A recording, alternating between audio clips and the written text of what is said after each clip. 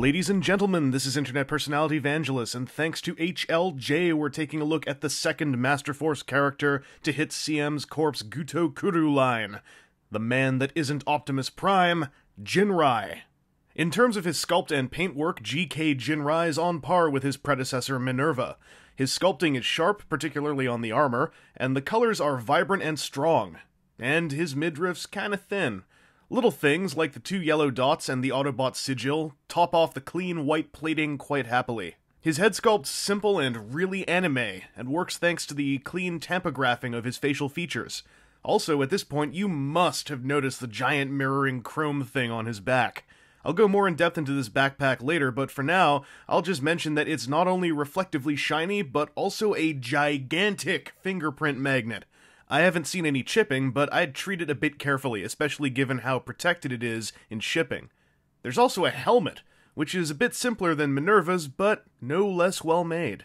The way that Ginrai does his face swaps and puts his helmet on are a little bit different than Minerva. Number one, face swapping is literally just switching heads. There's a simple peg system, there's a hole inside here, and you just line it up and stick them on, as you do.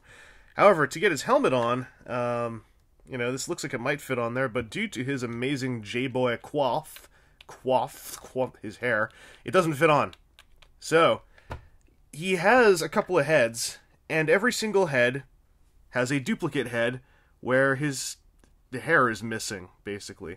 This looks kind of weird. This hair up here is entirely here just in case you look at his helmet from an up angle to see if the hair is actually sculpted in. Same on the back. So what you do is you take this helmet, you still can't quite get it on there without jamming through plastic and bending stuff. So the helmet does still come apart, and nothing locks in on here, which is my big problem with it, because you sandwich the helmet around his little spare head, and then you switch heads. And in theory, this should be fine. Problem is that the fit of the helmet on the helmetable heads is not super good. And so you hit this problem whereby you're posing his head around and the helmet is wiggling around. And it can come up this high, but it can't come off of his head. And I think that's kind of silly. So it fixes the over-engineering problem of Minerva, but to the other extreme where there is not enough engineering. In this case, the helmet should have had some kind of peg system to actually, like, attach it to the head inside so that you could, you know, move this around without the helmet sliding up and down and starting to look kind of silly. Like, yo, people who wear their baseball caps that way don't look cool, and you're wearing a helmet. You really just don't look cool.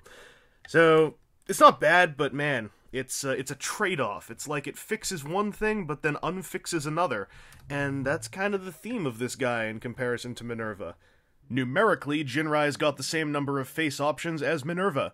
There are 3 choices: a smirk, a heroic stern face, and a hot-blooded face. But you actually get 6 heads, since each option comes in a helmetless or helmet-ready version. He also has the same hands as Minerva. You've got your Master Force fists, as well as a calmer pair of open hands. There are also dynamic splayed hands for dynamicism, and finally a pair of gripping hands that are, once again, entirely for the purposes of holding his empty helmet when it isn't on his head. And just like Minerva, it's really finicky to actually get him to hold onto the helmet solidly. So Ginrai's head, as I showed before, is decently posable, but with the helmet on, things can get a little bit, you know, silly looking. However, it can swivel left and right with a full-on range, and there's a hinge inside the connection of the neck that doesn't really work for tilting back, but it can allow him to tilt his head down quite well, so he can look down at things and go like, "I hate ants!" His shoulders are the first Gutto Kuru-ass Gutto Kuru part of this. Forward and backwardly, they work quite happily. And the shoulder armor here can move around to accommodate when the shoulder bends outwards. Now, much like Minerva, this thing has the joint structured in a way where it ball joints down in this way up to a hinge that then allows the shoulder to bend outwards. So the shoulder moves out one click, like this. And now his shoulder can wave around in a slightly more free fashion. And then if you want the aesthetics to clean up a bit, you can click it back in, and it stays nice and tight in there. The one problem with this is that there is only one click. it comes out like that.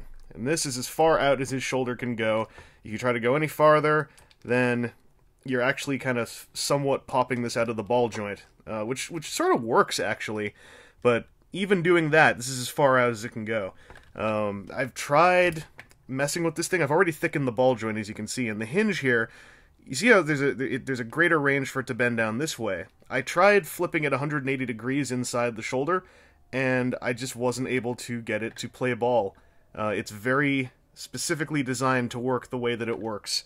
And that's unfortunate, because it means that what could have been, I think, a pretty easily designed tweak would have allowed this guy to move his shoulder out like a full 180 degrees, and by that I mean 90 degrees, because I'm good at math. I'm adding both shoulders up. Just try and stop me. Anyway, that's a disappointment, even though I do like that the shoulder armor here is really good at accommodating that change. Also, his elbows are pretty good. They've got this nice tight curl, exactly like Minerva. His wrists are a C-clipped hinge that can swivel around on either direction of connection, so that's kind of cool. Now his torso is the bewildering part. This thing, it wiggles, but that's it. Nothing here really moves freely, and nothing here seems to prevent motion, but nothing really moves. Now, I pulled this guy apart to try to figure out what was going on, and it's all in this piece here. You see how there's like this hinged bit right here that looks like it should be able to move forward and backwards? It can't, because there's no room for it to do so. Which is weird, because it seems like there's sculpted room for it to go left and right, but it's bolted in here to go forward and backwards. Similarly down here, exact same thing. This one's got a little bit more freedom of range, but as you can see, this mostly just wiggles in the connection rather than actually bending on the joint itself. And I've tried to figure out what to do about this, and I just can't figure it out. I gotta mess this some more, but I gave it my all, and I just don't know what to do. If someone else has this toy and they can tell me, please do, because as it is, the unfortunate result of this is that combined with the very non-circular, like more oval-shaped shape of the divots this thing plugs into, and then down here, again, there's like an oval shape here. This means that once you've got everything put together, you can't even really rotate those peg connections because there's no room before things start crashing into each other. And it's a bummer, because it means that his torso should be posable, but it kinda isn't. So this hinge back here for this thing seems kind of pointless, because none of the joints in here work. I don't know if mine's misassembled, and I think it's fixable, but I just haven't figured out how. So I wanted to show you this thing as stock as possible. If I do, like, figure out a way to get all these joints working, I'll definitely post an update video, because I'd like to know, or if anyone else out there has done it, please leave a reply. Because, yeah, that's I think, the biggest bummer on this guy, is I can't get this whole thing to work properly. And it's also a bummer because his limbs from the waist down, that being his legs, which are the limbs that are from the waist down, work really well. I actually like his legs more than Minerva. They have the same deal of kind of like being able to hide inside the pelvis piece, and then you can kind of click the joint out to get a greater range of forward motion. Here's the thigh swivel and stuff. There's a great double-jointed knee. And then if you want the joint to be hidden, you can just push it back up into the pelvis. And it's really well done. And I think it feels even more solid on Ginrai than it did on Minerva. So I think his legs are actually a huge definite improvement, because they also just feel more well-built. They don't feel quite as mushy as Minerva's legs did. And his ankles are also a much better implementation. There's a forward and backwards tilt. You can even get them to tilt sideways. And what's cool is there's kind of a joint cover in here. So no matter which way you're turning the joint, you see that like rippled covering that's being revealed whenever I'm bending this. This guy has very well done ankles. So I don't know, man. Ginrai does some things much better than Minerva, and some things not quite as well as Minerva. Also, these shoulder ball joints, I'd really recommend tightening them up with some floor polish, because as you can see, they like to droop. And that does kind of accentuate some of his shoulder issues. So I hope this made it clear. This guy's not unposable. This guy can still do stuff. Like, he can go, you know, master force, and he can high kick fools and go like, whapa! But he certainly isn't superposable, and I feel like there's some secret to his torso that I am just not quite understanding. Like, it's locked away in there somewhere. So Let's brain trust this, guys. Let's figure this out, because if we can get Ginrai's torso posable, then I'd say he is actually a better figure than Minerva in terms of posability. I don't know. Let's figure it out! Much like Minerva, Ginrai's backpack is also removable and homage-ful. It doesn't transform at all, but represents his Godmaster engine form, partially. You've already seen the obscenely shiny vac metal, but there's also a really well-detailed sheet of engine parts on the other side. This definitely isn't as cool as Minerva's face pack backpack, but it's an appreciated touch nonetheless. Oh, and he comes with the same stand as Minerva. It's similarly useless for him, but is interesting to use with completely separate toys. The backpack even has a joint, like Minerva, and it still doesn't work, like Minerva. Oh well. Gutto Kuru Ginrai is a perfect companion piece for Minerva, or vice versa, Minerva's a perfect companion piece for Ginrai. Several aspects of Ginrai are improved over Minerva, like his overall solidity or simplified neck design, but he also does a few things worse than her, like his bizarrely locked torso joints or wobbly helmet fit. Really, he is on par with Minerva. He has just as many pros and cons, even if they are found in different areas and trade-offs, and costs a bit more as he is clearly larger. As with Minerva, I think Transformers fans should consider this figure as a collection curiosity, simply because it exists. There are 2 human character figures from Transformers Master Force, mass-produced and available at online retail. That's kinda nuts, kinda awesome, and worth looking into.